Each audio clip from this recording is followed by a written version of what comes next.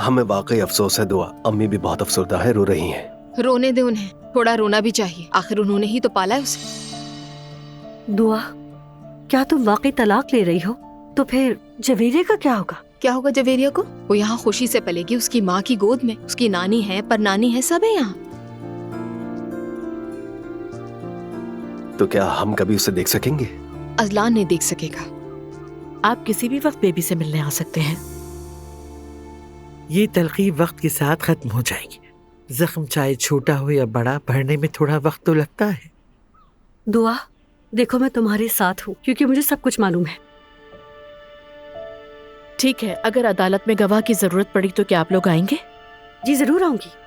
आखिर मैंने सब कुछ अपनी आंखों से देखा है। शुक्रिया। अच्छा, तो क्या हम जवेरिया को देख सकते हैं? बिल्कुल, मेरे साथ आइए।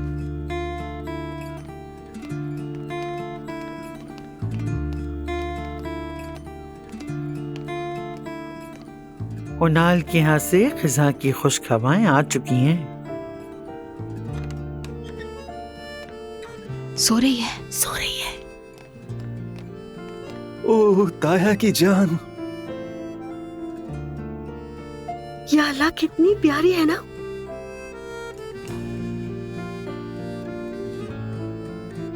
माशाल्लाह माशाल्लाह माशाल्लाह। नहीं दुआ, मैं नहीं उठा सकता, मुझसे गिर कुछ नहीं जाएगी ये। होगा, गोद में ले इसे। मुस्तफा, बच्चे को बिस्मिल्लाह कहकर उठाओ। बिस्मिल्लाह बिस्मिल्लाह बिस्मिल्लाह। बस कुछ दिनों की बात है, फिर तुम भी अपने बच्चे को गोद में उठाओगी। जवेरी के साथ प्रैक्टिस कर लें। ओह मेरी प्यारी सी गुड़िया, अपने ताया की जान। माशाल्लाह, नजर न लगे। नाइला, तुम ठीक हो?